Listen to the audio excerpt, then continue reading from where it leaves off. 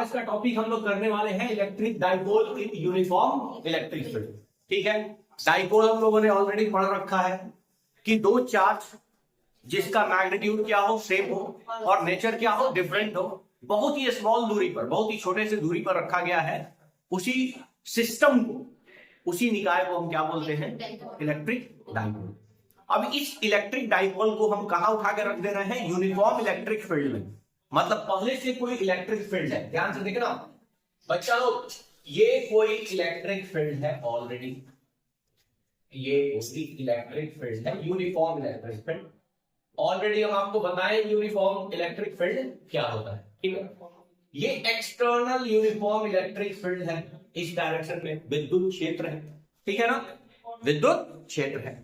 यहां पे हम एक डाइपोल रख दे रहे हैं। यहां पे क्या रख दे रहे हैं बच्चा लोग? एक डाइपोल रख दे रहे हैं। ये डाइपोल, ठीक है, लेट्स से यहां पे पॉजिटिव चार्ज प्लस क्यू है और यहां पे नेगेटिव चार्ज है, यहां पे नेगेटिव चार्ज है, इसके बीच की दूरी 2a होगी।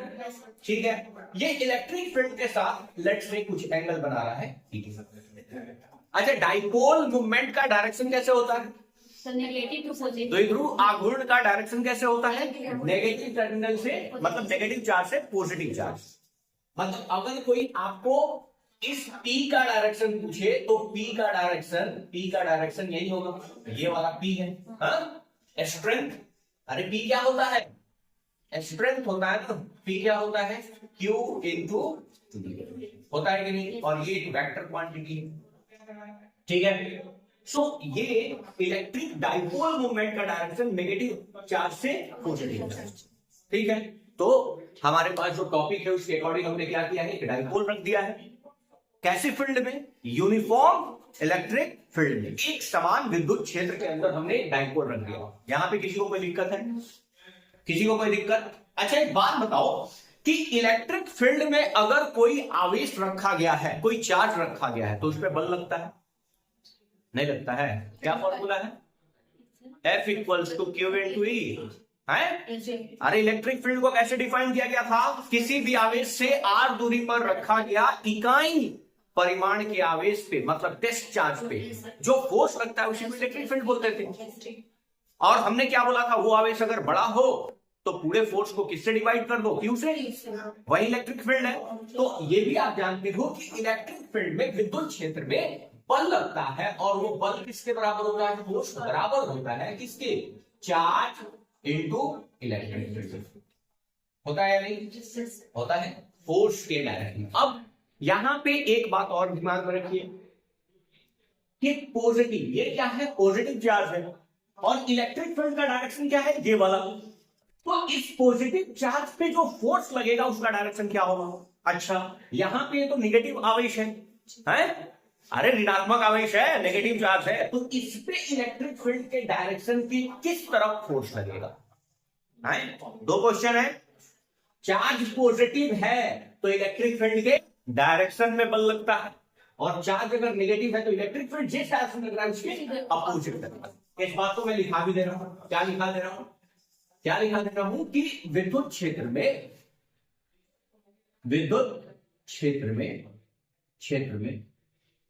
धनात्मक आवेश पर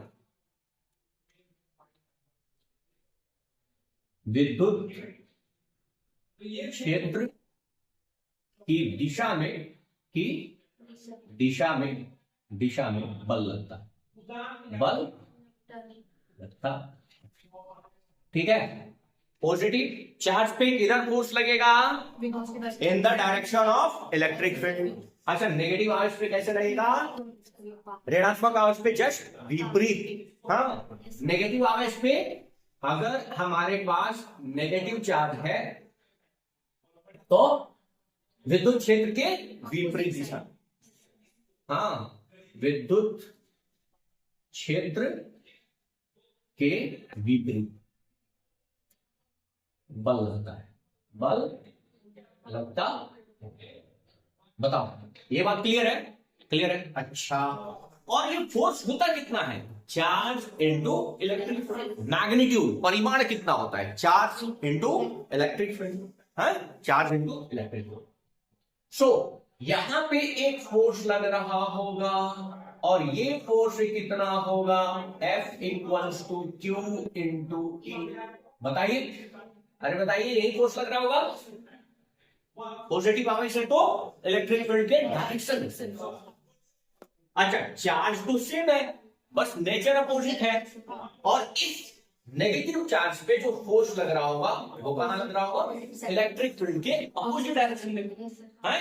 मतलब ये जो फोर्स होगा हमारे पास, ये फोर्स कितना होगा, ये भी होगा क्यू है, डायरेक्शन मैंने बता दिया, और दोनों का मैग्नीट्यूड क्या होगा सेम, क्योंकि इलेक्ट्रिक फील्ड भी उतना ही है और चार्ज भी क्या है, इतना ही है।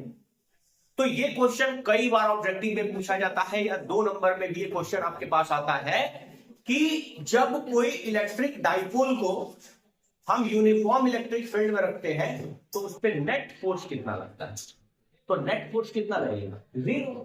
अरे ये फोर्स इधर लग रहा है, ये फोर्स इधर लग रहा है, दोनों का डायरेक्शन क्या है, एंटी पैरेलल, दोनों एक दूसरे के विपरीत लग रहे हैं, और दोनों एक दूसरे के विपरीत लगेंगे तो दोनों फोर्स मिला के क्या हो जाएगा, 0। क्या ये बात समझ में आ रहा है। तो यहां पे आया कि हमारे पास F नेट जो लगेगा, F नेट जो लगेगा वो क्या होगा, 0 होगा। क्या होगा, 0। ठीक है ना, नेट फोर्स जो होगा वो क्या होगा, ये बात एकदम दिमाग में आप बसा के रख लीजिए कि अगर हम यूनिफॉर्म इलेक्ट्रिक फील्ड में किसी डाइपोल को रखें तो उसमें नेट फोर्स क्या होगा, 0। कैसे 0 होगा भैया, कैसे 0 होगा, ये प्लस का क्यूई है, और ये प्लस कर रहे हैं, माइनस का क्या, क्यूई, बात समझ रहा है, और कुल मिला के क्या हो जाएगा, हो जाएगा कि नहीं, नेट फोर्स क्या हो गया, 0। अच्छा, अब एक बात सुनिए, नेट फोर्स तो भले ही 0 हो जाएगा, लेकिन एक यूं समझ लो कि एक क्षण है, हाँ, इसको हमने ऐसा रखा है और एक आदमी इधर टी खींच रहा है, एक आदमी इधर टी खींच रहा है, तो ये क्या करेगा, घूमना चालू कर देगा। अरे बताओ, ऐसी चीजों को रख के अगर हम खींचते हैं तो ये नीचे आना चाहेगा, ये ऊपर जाना चाहेगा, समझ में आ रहा है। ये वाला वस्तु पे हम फोर्स इधर लगा रहे हैं, इसको इधर, तो ये घूमना चाहेगा, घूमेगा कि नहीं, घूमेगा कि नहीं। लीनियर डिस्प्लेसमेंट कराने वाले को हम फोर्स बोलते हैं, लीनियर डिस्प्लेसमेंट कराने वाले को हम क्या बोलते हैं, फोर्स। मतलब किसी वस्तु पे हमने फोर्स लगाया, ये लीनियरी आगे बढ़ा, हाँ, रैखिक रूप से आगे बढ़ा, तो इसको हम क्या बोलते थे, फोर्स। अच्छा, किसी चीज को जैसे हम हैंडल रखे है ना, हैंडल गोला होता है हर चीज में, मतलब कार का देख लो, ट्रक का देख लो, किसी भी चीज का, तो उस हैंडल को हम घुमाने के लिए फोर्स लगाते हैं, कैसा, हाँ, ये वाला। और ये फोर्स जो किसी चीज को नचाने के लिए होता है, किसी चीज को घुमाने के लिए होता है, उसको हम बोलते हैं टॉर्क, उसको हम क्या बोलते हैं, टॉर्क। बल आघूर्ण क्या बोलते हैं, बल आघूर्ण क्या बोलते हैं, टॉर्क। तो इसमें क्या लगना चालू हो जाएगा, चूंकि ये वस्तु घूमना चालू हो जाएगा तो ये क्या लगेगा, इस पे टॉर्क लगेगा, क्या लगेगा, टॉर्क लगेगा। क्लियर है। अब टॉर्क क्या होता है इस बारे में थोड़ा सा देखते हैं भैया। यहां पे आपको मैं बता दूं कि टॉर्क से क्या लिखा जाता है, टॉर्क को, टॉर्क से क्या लिखा जाता है, टॉर्क। और टॉर्क क्या होता है, फोर्स, फोर्स मतलब बल, हाँ, into perpendicular distance, perpendicular distance मतलब बल आघूर्ण बोलते हैं, बल आघूर्ण, ठीक है ना।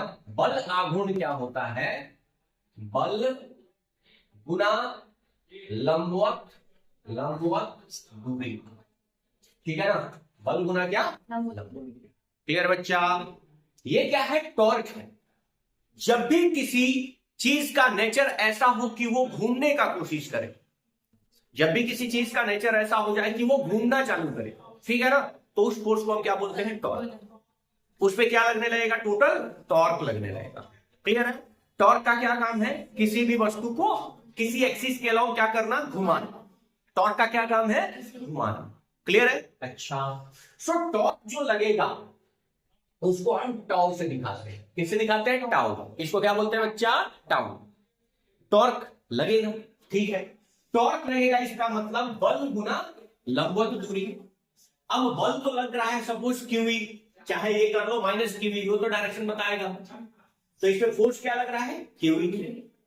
अब लंबवत दूरी क्या है, देखो दोनों फोर्स, ये एक फोर्स यहाँ है, एक फोर्स यहाँ, इस दोनों के बीच का लंबवत दूरी क्या होगा, तो यहां से इस पॉइंट से इस पे हम क्या डाल दे रहे हैं, परपेंडिकुलर। क्या डाल दे रहे हैं, परपेंडिकुलर डाल दिए, यही वाला दूरी होगा लंबवत दूरी। अरे दोनों फोर्स के बीच में लंबवत दूरी, दो फोर्स बता, तो इसके बीच में यही दूरी होगा लंबवत दूरी। अरे होगा कि नहीं, अरे टॉर्क निकालने के लिए क्या चाहिए, टॉर्क निकालने के लिए चाहिए फोर्स, जो हमें पता है, फोर्स हमें पता है, और हमें क्या चाहिए, परपेंडिकुलर डिस्टेंस। परपेंडिकुलर डिस्टेंस ये वाला हुआ, लंबवत दूरी ये वाला हुई। सर निकलेगा कैसे वैल्यू, एक बात बताओ, ये जो डाइपोल है माइनस क्यू और प्लस क्यू, इसके बीच की दूरी कितनी है, 2a। हम जब भी डाइपोल पढ़ रहे हैं, अगर आप मेरे स्टूडेंट हो तो हम 2a माने, कोई 2x मान लेगा, कोई 2l मान लेगा, जो माने। क्लियर बच्चा। सो ये वाला दूरी कितना है, 2a है। हा? ये वाला दूरी डाइपोल मूवमेंट वाला, डाइपोल की जो दूरी है वो कितनी है, 2a है ना। क्लियर है। अब एक बात बताओ, ये एंगल थीटा है तो ये एंगल भी क्या होगा, थीटा ही होगा। अरे पैरेलल लाइन है, समानांतर रेखा, ठीक। तो क्या हम यहां पे बहुत ध्यान से देखना, क्या हम साइन थीटा बराबर, इसको छोड़ो पहले, यहां पे हम साइन थीटा बराबर, इसमें देखो साइन थीटा बराबर क्या लिख सकते हैं, लंब बटा कर्ण परपेंडिकुलर बाई हाइपोटेन्यूज। बात समझ में आ रहा ना, ये परपेंडिकुलर जो हमें चाहिए, हाँ लंब दूरी जो हमें चाहिए, तो हम लंब और नीचे क्या, कर्ण, कर्ण का दूरी यही डाइपोल की दूरी है। अरे डाइपोल के प्लस चार्ज और माइनस क्यू चार्ज के बीच की दूरी है, और ये दूरी कितनी होती है, 2a। सो यहाँ पे क्या लिख दिया, 2a। सो लंब हमारे पास क्या आ जाएगा, जो लंब है वो लंब हमारे पास क्या आ जाएगा, 2a साइन ऑफ थीटा।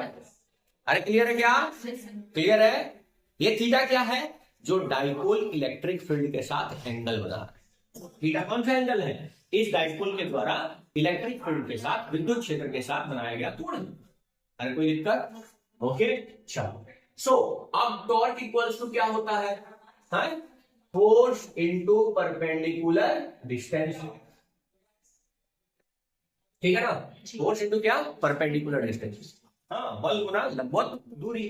सो यहां पे जो टॉर्क आएगा, टॉर्क एक वेक्टर क्वांटिटी है भैया, ठीक है। सो ये क्या हो जाएगा, F, ठीक है ना, इनटू क्या हो जाएगा, लंबवत दूरी कितना है, 2a sign of theta.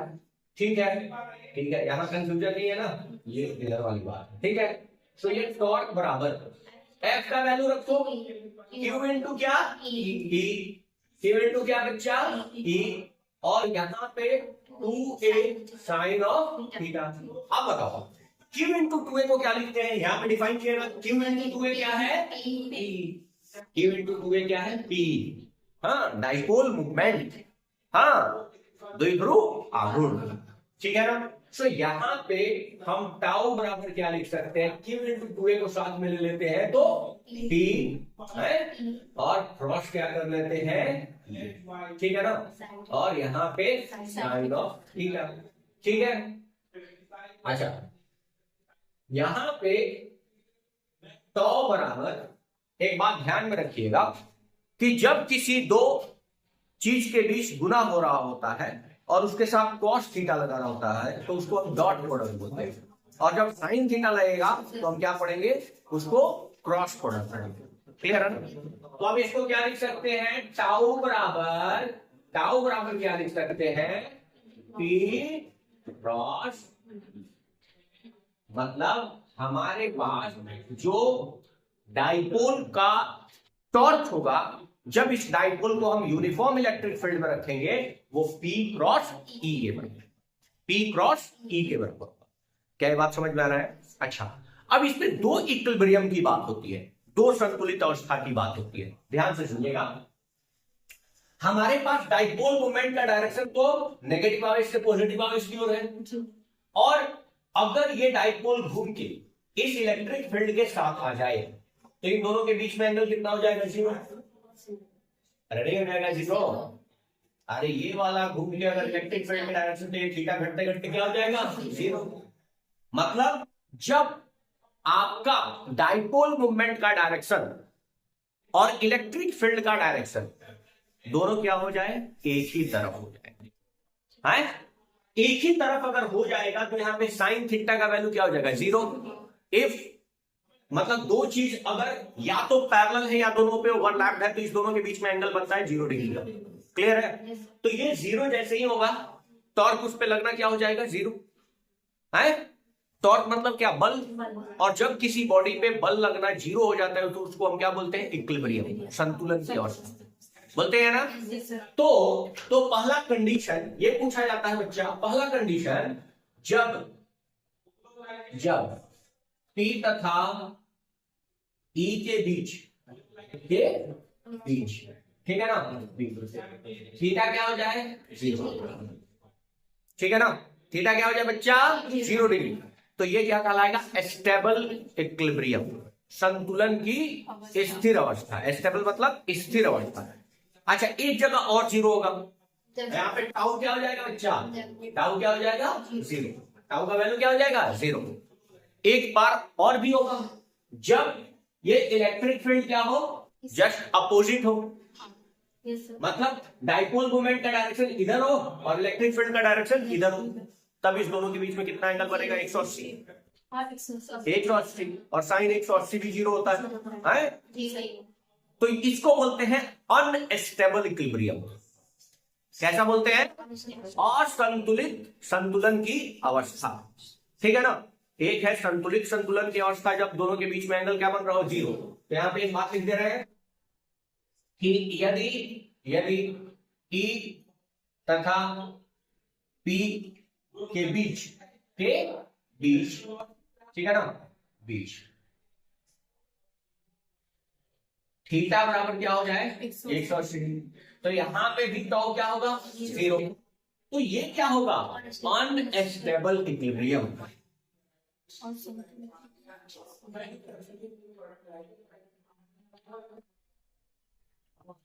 Unstable equilibrium. और ये क्या है स्टेबल।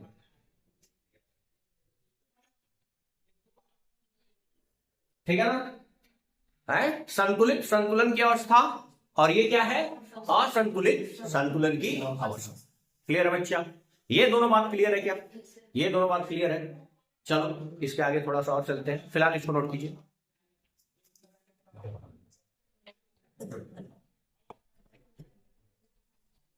अब ध्यान से देखिए अगला टॉपिक, यहां पे आपसे बोला जाएगा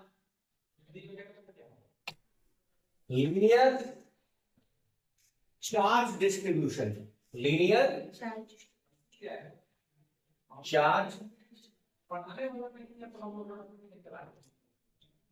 चार्ज डिस्ट्रीब्यूशन यानी रैखिक आवेश वितरण।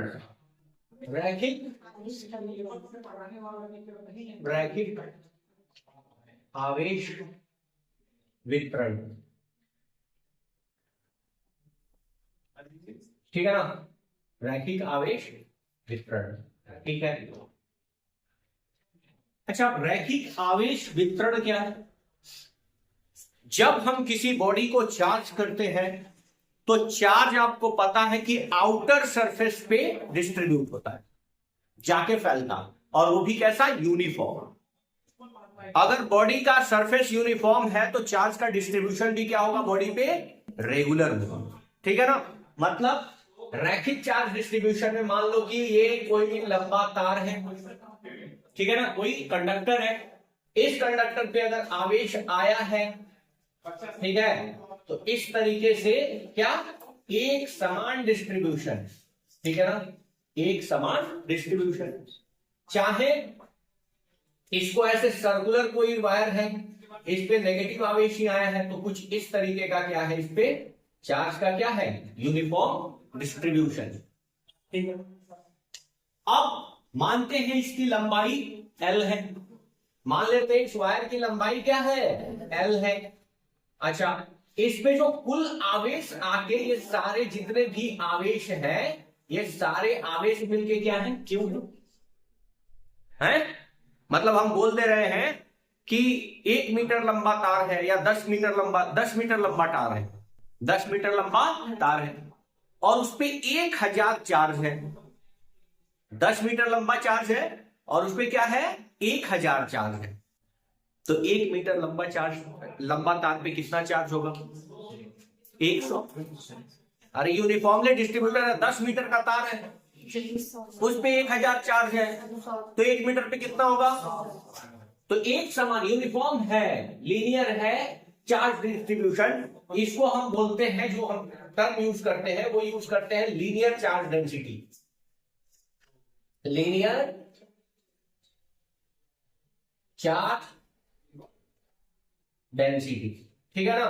रैखिक आवेश घनत्व, रैखिक आवेश घनत्व। तो रैखिक आवेश घनत्व को दिखाने के लिए, ठीक है ना, हम यूज करते हैं टर्म जिसको बोलते हैं लैम्डा। क्या टर्म यूज करते हैं, लैम्डा। लैम्डा बराबर क्या हो जाएगा, कुल आवेश और तार की कुल लंबाई। इसी को हम बोलते हैं रैखिक चार्ज आवेश। रैखिक चार्ज आवेश मतलब तार के लंबाई पर कितना आवेश है, तो इकाई तार के लंबाई पर कितना आवेश होगा, है। वैसे ही क्या होगा, surface charge distribution. Surface charge distribution करने का मतलब क्षेत्र पे आवेश का वितरण, क्षेत्रफल पे। बात समझ में आ रहा ना। सरफेस मतलब क्या होता है, सतह, ठीक है ना। सतह पर आवेश का वितरण, ठीक है ना, ठीक है ना। अब सरफेस पे आवेश का वितरण करने का मतलब कि अगर कोई इस तरह का सीट है, ठीक है ना, और इसके सतह पे ऐसे क्या है, आवेश डिस्ट्रीब्यूटेड है, ठीक है ना, एक समान, ठीक है। चाहे इस तरह का कोई सरफेस है, इस पर लाइन नहीं है, क्या है, सरफेस।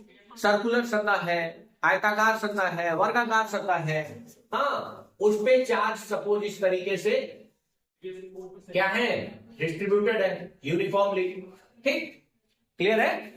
अब इसका एरिया मान लो कि एरिया क्षेत्रफल मान लो कि इसका ए है और इस पे कुल आवेश जो है, हाँ, कुल आवेश उसको मान लो क्यू है। तो यहां पे हम एक टर्म पढ़ेंगे surface charge density. Surface charge density क्या पढ़ेंगे, सरफेस चार्ज डेंसिटी, ठीक है ना। सरफेस चार्ज डेंसिटी सतह आवेश घनत्व, सतह आवेश घनत्व, ठीक है ना। इसको हम दिखाते हैं सिग्मा। किससे दिखाते हैं, सिग्मा। ये क्या होगा, कुल आवेश बटा क्या, क्षेत्रफल, कुल आवेश बटा क्षेत्रफल। समझ में आ रहा है कि नहीं, है। तीसरा खुद बताओ क्या होगा, वॉल्यूम चार्ज डिस्ट्रीब्यूशन, आयतन आवेश वितरण, होगा कि नहीं। अगला है हमारे पास, वो क्या है, अगला हमारे पास ये मान लो पहला है, ये क्या है, दूसरा। क्या हम तीसरा देख रहे हैं, वॉल्यूम चार्ज डिस्ट्रीब्यूशन, ठीक है ना। वॉल्यूम चार्ज डिस्ट्रीब्यूशन, आयतनीय आवेश का वितरण। इसका मतलब कोई आयतन है, ठीक है ना, कोई आयतन है, इसके अंदर आवेश का एक समान क्या है, वितरण। इसमें कुल आवेश, टोटल चार्ज को हम मान लिए क्या है, क्यू है? और इसका वॉल्यूम मतलब आयतन को क्या मान लिए, v है। तब यहां पे क्या निकलेगा, वॉल्यूम चार्ज डेंसिटी। अरे वॉल्यूम चार्ज डेंसिटी है, क्या निकलेगा, हाँ, आयतनीय आवेश घनत्व, हाँ, वॉल्यूम चार्ज डेंसिटी। इसको हम दिखाते हैं रो से। इसको किससे दिखाते हैं हम? रो से। और रो इक्वल्स टू क्या हो जाएगा? कुल आवेश डिवाइडेड बाय क्या? वॉल्यूम। कुल आवेश डिवाइडेड बाय क्या? वॉल्यूम। बात समझ में आ रहा है? हाँ? अच्छा, कुल आवेश मतलब ये बोल सकते हैं कि इकाई आयतन में मौजूद आवेशों की संख्या। इसको क्या बोल सकते हैं? इकाई क्षेत्रफल में मौजूद आवेशों की संख्या। ये इकाई लंबाई पे मौजूद आवेशों की संख्या। डेंसिटी यही ना बताता है। डेंसिटी क्या होता है? मास पर यूनिट वॉल्यूम है कि इकाई मास 1 मीटर लंबा, 1 मीटर चौड़ा, 1 मीटर ऊंचा, हाँ, अगर उतना उस वस्तु का क्या ले लोगे, भाग ले लोगे, तो उसके पास कितना द्रव्यमान होगा, है? उसी तरीके से ये बोल रहा है कि भाई इसका 1 यूनिट क्षेत्रफल ले लोगे तो उस पर कितना आवेश आएगा। अच्छा, अब यूनिट की बात करें तो यहाँ पे क्या होगा? चार्ज का यूनिट क्या होता है? कूलम। और लंबाई का यूनिट क्या होता है? मीटर, है? तो कूलम मीटर हो जाएगा, यूनिट नहीं हो जाएगा। इसमें क्या हो जाएगा? कूलम तो per metre square, coulomb per metre square होगा कि नहीं? और ये क्या हो जाएगा? Coulomb per metre cube. ये बात समझ में आया? Coulomb per metre cube. तो 3 बात बिल्कुल याद रखिएगा। लीनियर चार्ज डिस्ट्रीब्यूशन, फिर surface charge distribution and volume charge distribution. इससे रिलेटेड टर्म जो है वो डेंसिटी है। हाँ, लीनियर चार्ज डेंसिटी लैम्डा से रिप्रेजेंट करते हैं, क्यू अपॉन टोटल लेंथ, है? एरियल चार्ज डेंसिटी किससे रिप्रेजेंट करते हैं? सिग्मा। इसको क्या बोलते हैं? सिग्मा। सिग्मा, हाँ, सिग्मा बोलते हैं, क्यू अपॉन ए। और इसको क्या? रो से। इसको क्या बोलते हैं? रो। रो क्यू अपॉन वी, वॉल्यूम। ये तीनों बात क्लियर हो गया। एक टर्म और देखेंगे हम लोग, ठीक है ना? एरिया वेक्टर क्या होता है, ठीक है? फिलहाल इसको नोट कीजिए। सो अगला एक टर्म हम लोग पढ़ते हैं एरिया वेक्टर, क्षेत्रफल सदिश। एरिया वेक्टर, एरिया वेक्टर, ठीक है ना? एरिया वेक्टर जिसको हम बोलते हैं क्या? क्षेत्रफल सदिश।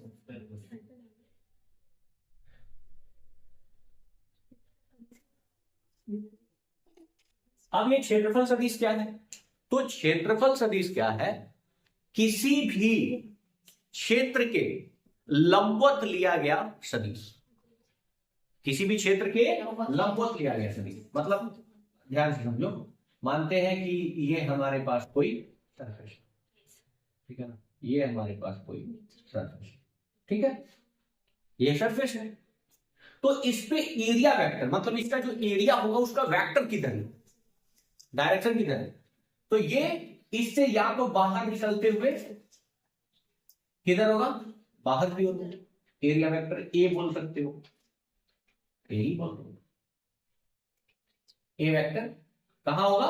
बाहर, लंबवत, या फिर क्या हो सकता है? अंदर की ओर भी हो सकता है, ये आप पे डिपेंड करता है। हाँ, या हो सकता है कि एरिया वेक्टर क्या हो? इधर की ओर, ठीक है ना? एरिया वेक्टर इधर की ओर। क्लियर है? क्लियर है? मतलब किसी भी क्षेत्र के लंबवत लिया गया क्षेत्र क्या कहलाता है? क्षेत्रफल सदिश कहलाता है। मतलब अच्छा, अगर हमारे पास इरेगुलर ऐसे कोई क्षेत्रफल है, ठीक है? इसका एरिया वेक्टर कैसे लोगे? तो इसका एरिया वेक्टर लेने के लिए छोटू सा क्या ले लेंगे? एक क्षेत्र ले लेंगे, ठीक है? और इसके लंबवत क्या ले लेंगे? डीए। बात समझ आ रहा है? इसके क्या? लंबवत। यहां पे अगर लेना होगा, यहां पे लेना होगा, तो ये एक छोटा सा क्षेत्र ले लेंगे जब इरेगुलर है तो, है? और इसके लंबवत यहां पे डीए क्या ले लेंगे? Area vector. छोटा सा, छोटे छोटे पार्ट का अलग अलग होगा। मानते हैं टेढ़ा मेढ़ा पार्ट हो तो अलग अलग एरिया वेक्टर होगा। हाँ, एकदम फ्लैट पार्ट हो तो उसके या तो लंबवत इधर होगा या तो लंबवत इधर होगा। मतलब रेगुलर भी हो सकता है, इरेगुलर भी हो सकता है। तो किसी भी सतह के लंबवत लिया गया सदिश क्या कहलाता है? क्षेत्रफल सदिश कहलाता है। किसी भी क्षेत्र का लिया गया, क्या बोले? किसी भी क्षेत्र पर लंबवत लिया गया सदिश, लिया गया सदिश क्या कहलाता है? क्षेत्रफल सदिश, क्षेत्रफल सदिश, ठीक है ना।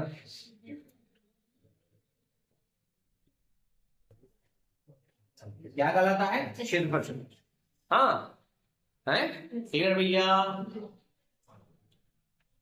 Direction taken perpendicular to the any surface is called क्या? परपेंडिकुलर या फिर एरिया वेक्टर। इसी को हम क्या बोलते हैं? क्षेत्रफल सदिश, एरिया वेक्टर। बात समझ में आ रही है? क्लियर है? अगर स्फीयर नहीं होगा तो हर एक जगह का एरिया वेक्टर क्या होगा? अलग अलग होगा।